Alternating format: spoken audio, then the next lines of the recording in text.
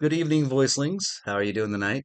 It's Jeremy Patterson here, aka Casper, aka Head Full of Voices. That's my YouTube channel where I am documenting my journey in becoming a voice actor. Um, this is my third attempt at doing this video, and reason being, it's kind of dawned on me that the microphone that I could afford that's in my recording booth, which is currently a sauna right now, doesn't like it when I sing. So I'm not trying to flex. I'm just trying to show off my range. And my microphone just isn't having it. So sorry, guys, no Pearl Jam tonight. Um, I was really looking forward to singing Release for you guys, but I guess that's just gonna have to wait until I have a night where I can go to karaoke with my sister and have her record it on my phone. So, um, anyway, this is a behind the scenes and kind of like an about me. I've noticed you guys do occasionally put up stuff about your process and, a little bit of a getting to know you. So this is what it is. This is a getting to know me, and I'd like to get to know you guys a bit more. Um, I am a guy who lives in a very conservative town. I am literally the only goth guy in my town, and we're rural. And how rural should I put this? There are moments where I will occasionally open my kitchen cabinets and wonder, did I see my favorite mug or was that Rod Serling staring back at me? Sometimes I wonder if there's something on the wing, and no, it's just a Tesla. But that's the kind of town I live in. We are on a peninsula in Virginia. It's Virginia's Eastern Shore. And if you look at a map of Virginia, we're not even part of that map. We're not even recognized. But we had a governor from our town, and it's a little concerning. So yeah, yeah, that's kind of a little tidbit about where I live and what it's like out here. That doesn't go without saying that I do have a few close friends, but there's not much in the way of creativity around here. We do have a playhouse, but the playhouse doesn't run quite often, and when they do, they put on some pretty good shows. But that's really about it. We've got a really nice donut shop and a family-run movie theater too that never plays rated R films. And when they do, it's like, again, do I have time now? I had time now, didn't I?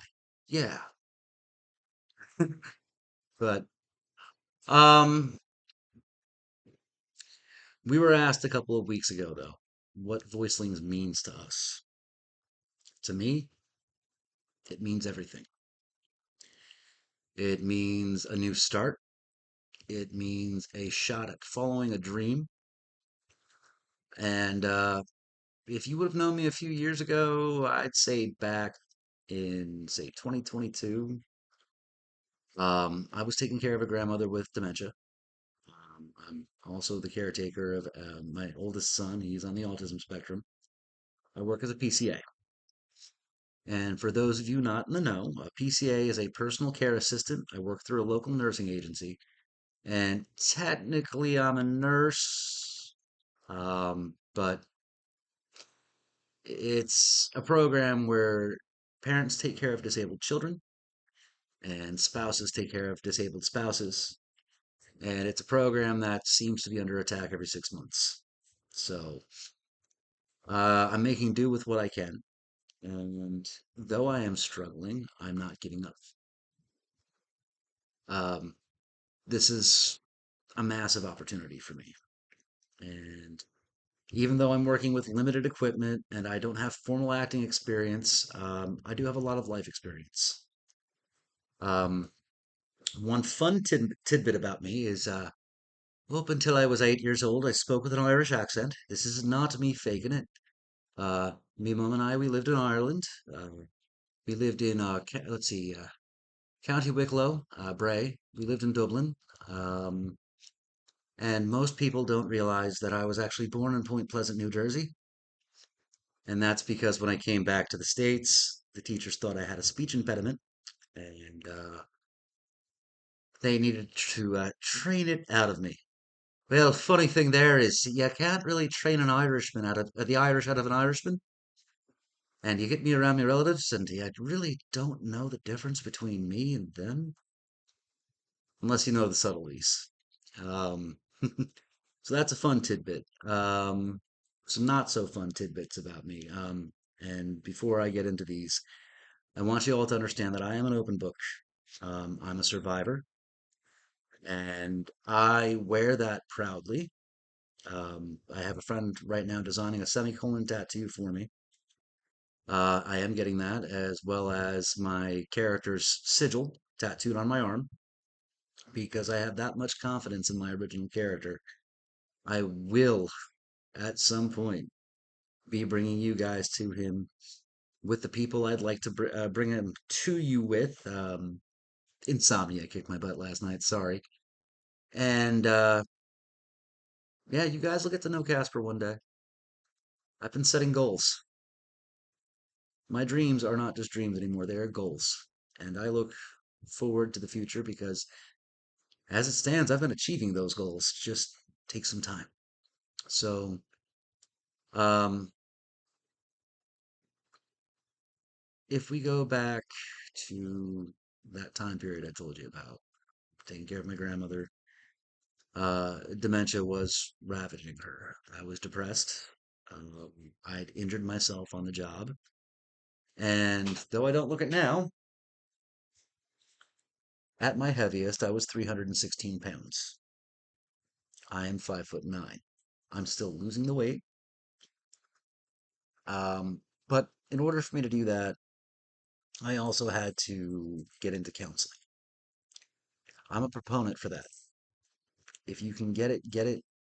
You're going to come out better on the other end if you can find the right counselor. That's where the trick is, okay? You want somebody who isn't going to sit there and do Sudoku while you're trying to tell them about things that you've had to go through to get to where you are now or why you're stagnating where you're at now.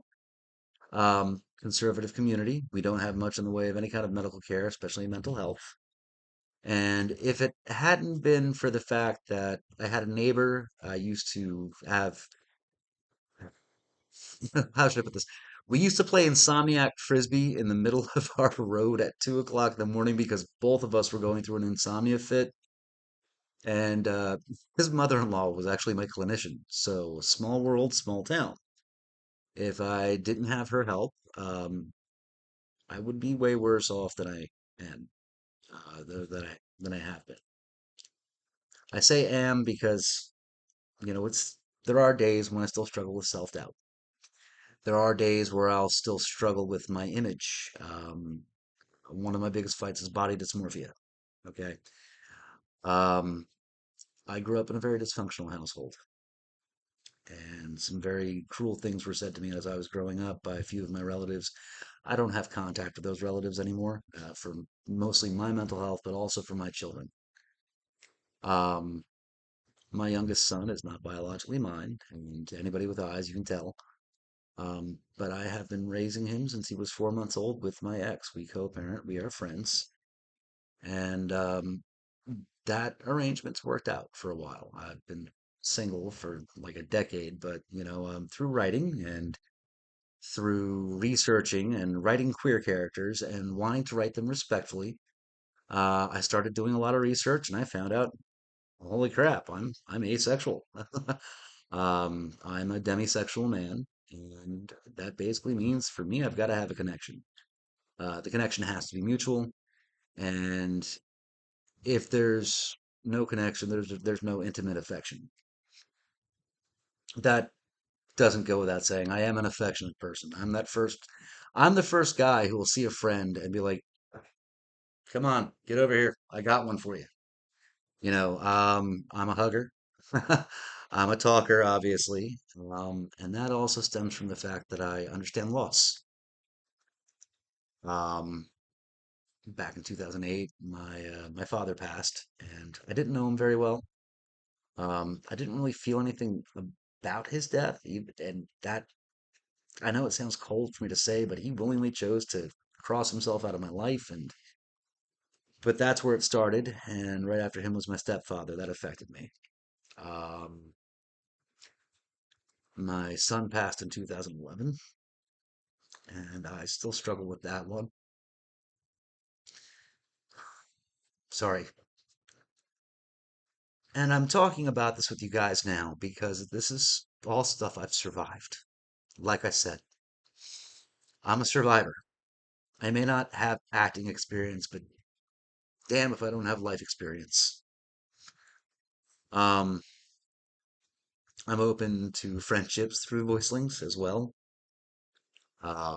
If you guys ever want to take a chance and just get to know me a little bit more, just have a convo when you have time. Understand I'm a busy man, but I will make that time for you when I can. And I'm all about just getting to know my classmates.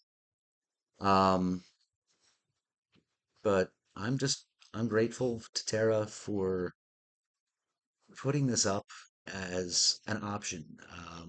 Normally I ignore ads, and I did do my research on it, and Voicelings has a really solid score. So I'm like, all right, well, worst she could do is tell me no. And she didn't. So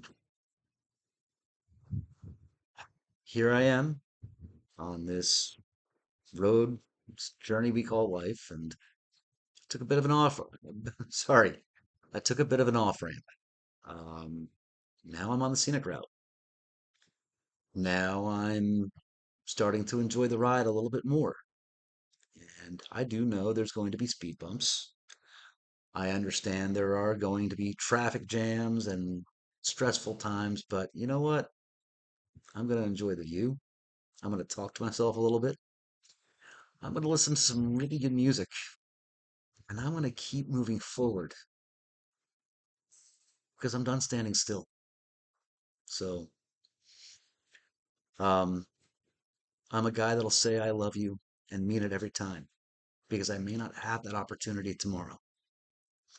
So, to my voicelings, my friends in this group, I love you all. To Miss Tara Strong, I'm sending you some love from Virginia. Thank you for giving me this opportunity. And, well, Teach, if you're at Richmond GalaxyCon 2027, here's hoping. Anyway, this is pushing 12 minutes and some change, so I'm gonna let you guys go. Much love to you. Be safe out there, and I can't wait till Saturday. So when Myth Romano is speaking to all of us, I'm gonna be right there with you guys. And the kid in me is absolutely and just mm, yeah. I don't have words for it. I'm excited, and excited is an understatement. So good night. I'll see you guys sometime tomorrow. Much love to you all. Jeremy, signing out.